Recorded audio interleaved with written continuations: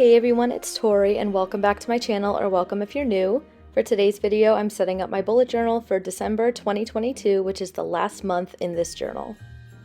As always, I'm starting out this video with flipping through my spreads from last month, and for November, I did a New Girl theme, which is my favorite TV show of all time. And if you're interested in that setup, I will have that plan with me linked in the cards and down below. For December, I was trying to figure out what I wanted to do, and I wanted to stick with something kind of Christmassy, and so I decided to go with a Swedish theme. For those of you who don't know, hi, I'm Tori. I'm obsessed with gnomes, and these are actually referred to as Scandinavian gnomes or Nordic gnomes, Swedish gnomes, anything like that. So for the last month in 2022, I really wanted to go back to these gnomes' roots and talk a little bit about the folklore. While I am doing that, this is the first time I'm actually drawing my gnomes in real time because a lot of people have asked how I draw them. And contrary to popular belief, gnomes actually are not that hard to draw.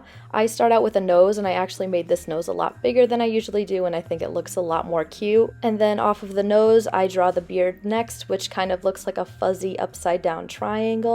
Then I go in with the shoes, which are a really simple kind of like half oval shape. And then my gnome's hats usually differ based on the shape that I want the gnome to be in, but for this one, it's just kind of like a regular floppy triangle. I realize I'm not explaining this great, but it's a lot easier to watch me draw it than have me explain what I'm drawing. But while I'm creating this gnome, I decided it'd be a great idea to kind of give you a background of where these gnomes came from and how they incorporate into Scandinavian folklore. So I'm getting all this information from Wikipedia. I will have it linked down below if you are interested. But yeah, let's just get right into it. So the Scandinavian gnomes, or the Christmas gnomes, are also called Nisse, which is Danish and Norwegian, and in Sweden they call it tomta. I'm really hoping I'm getting these pronunciations right, but if I'm not, you can just comment down below to help me out. They are said to be mythological creatures from Nordic folklore, today typically associated with the winter solstice and the Christmas season. They are generally described as being short, having a long white beard, and wearing a knit cap in gray, red, or some other bright color,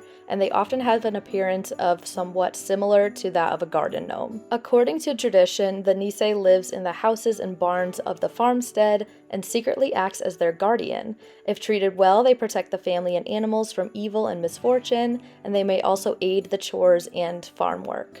However, they are known to be short-tempered, especially when offended, and once insulted, they will usually play tricks and steal items. From another article on scandifiction.com, it says that gnomes can sometimes stand for good fortune, respect, and care in Scandinavian homes. And that's really all I have about gnomes. I hope you enjoyed the little background knowledge that I gave you. I will have those articles linked down below if you're interested in them, but now I think it is time to name our gnome for December. Usually I like to stick to the theme, so you could come up with like a Swedish name if you would like, but also it's the last gnome of the year, so I will really take anything. So please don't forget to comment your gnome name ideas down in the comments below. We will vote on it in the next couple days after this video is posted, and then I will announce it on YouTube and my Instagram. I also hope you enjoyed the real time of me making this gnome. I hope I didn't bore you too much, and now we are moving on to my cover page.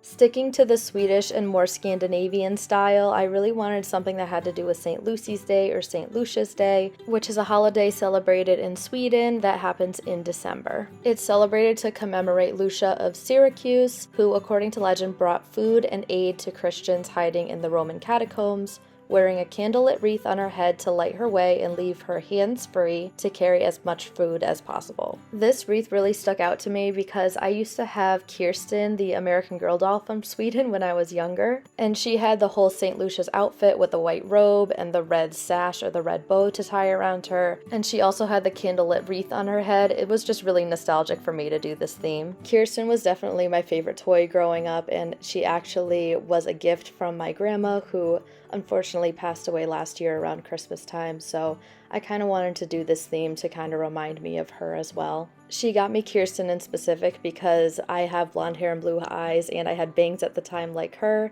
and also to remind me of my Swedish heritage because I do have family that came over from Sweden a few generations ago. So this theme is a lot wrapped up into one, for my love of gnomes, for my Swedish heritage, to remember like my favorite toy and my grandma and really all of that. I'm just really glad I could put it all into one and have this be a really important theme to me for the last month of 2022.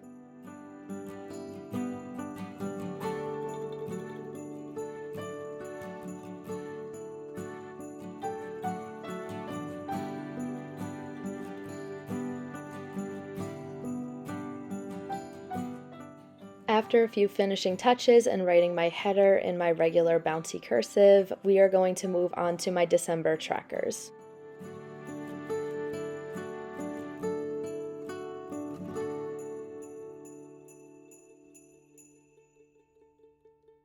For my habit tracker, there's really nothing new. I'm still doing those habit grids that I always do with 10 across and 3 down, with the exception of the last row, which is 11 across, so it fits all 31 days in December.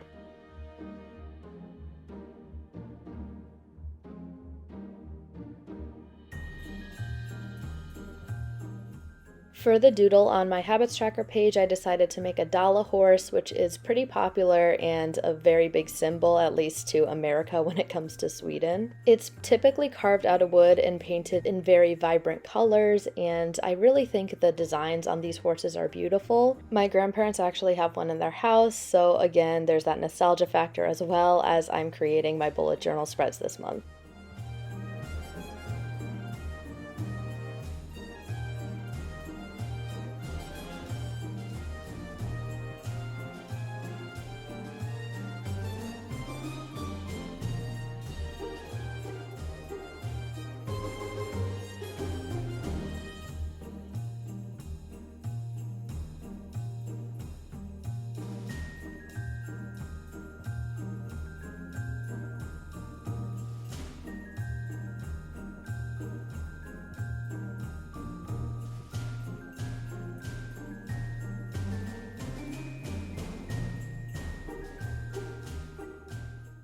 We are now moving on to my gratitude log, which I'm again keeping really simple with a regular list format that I've been doing these past couple months. And usually I write gratitude at the top, but I could only fit grateful with my really large bouncy cursive. For the doodle at the bottom, I decided to do a winter hat, and for the design on it, I kind of wanted to do something that I've seen a lot in like Swedish designs. I've been seeing a lot of these like flower doodles and also like these bird designs when I'm looking up Swedish designs, and I wanted to incorporate that here. By the way, I have a feeling I'm going to get a lot of questions about my washi waterfall tabs, and this washi tape was from Michael's, I'm pretty sure 2 years ago. The gnomes and the houses came in one roll. The red and white chevron style, I think that's what it's called, and also the polka dot washi tape you'll see later. Those are more recent purchases from me, so you can probably still get those in Michael's. We are now moving on to my stressors and my anxiety tracker, and again, I'm keeping it simple with a list style format for my stressors with just this red bow at the bottom to kind of go along with that St. Lucia's Day outfit.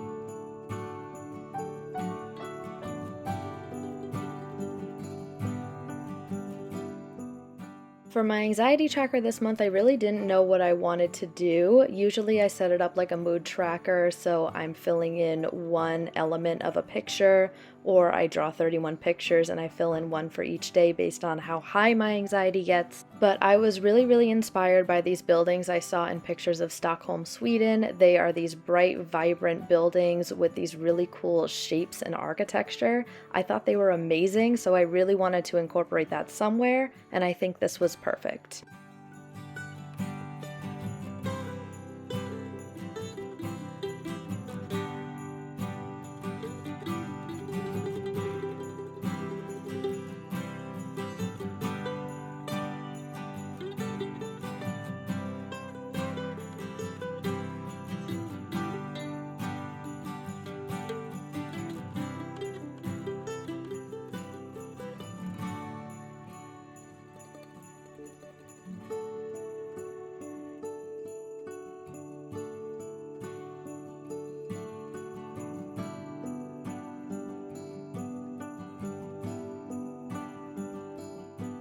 So in order to fill out this anxiety tracker, for each day in December, I'm going to color in a window based on how high my anxiety gets each day. Those circles at the top are for my key, which is none, a little, a lot, and panic. And then based on my stressors for the day, I go down the side and I write what I'm stressed out about. Sometimes it's nothing, and sometimes I can usually link my anxiety to something that happened that day. It's just nice for me to keep a log of what's stressing me out and how high my anxiety gets.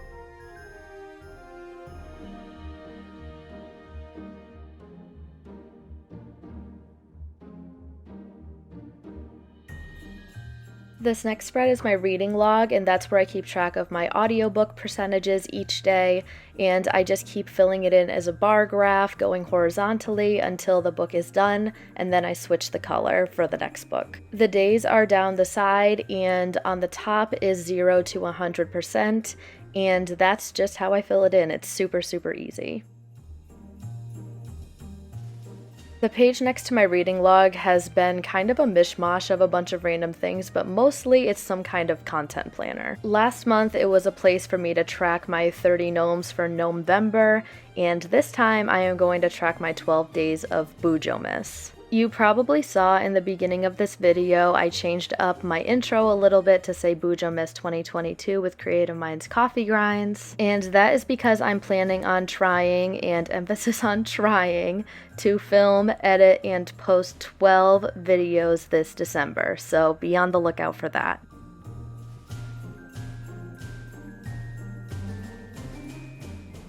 The last spread in this setup is my December monthly review, and it is the exact same as it's been all year long. I seriously have to switch this up next year. Leave me comments down below if you have any ideas, but I still do want like a memories spread and like a place for my favorites, a place for my gnome name if I'm still doing gnomes next year, which I have not decided. Also leave a comment down below if you want to see more gnomes. But for this spread in particular, I have a place for my memories, so my best memory and highlights from the month. I also always leave a space for a Polaroid so I can print it out on my printer. I have a space for future, which is things I'm excited for and nervous about for the month coming, or in this case, the year coming. A place for my favorites, which usually has the categories movies, TV shows, songs, food, YouTube, book, and miscellaneous. And then right at the bottom, right next to my gnome, it says, "Hi, my name is," in Swedish, which I'm not even going to try to pronounce. And if you haven't already, please do not forget to comment your gnome name ideas. This is the last gnome of 2022, so I feel like it's one of the more important ones. Not that I'm picking favorites, of course, because I love all the gnomes equally, but let's give this guy a good name.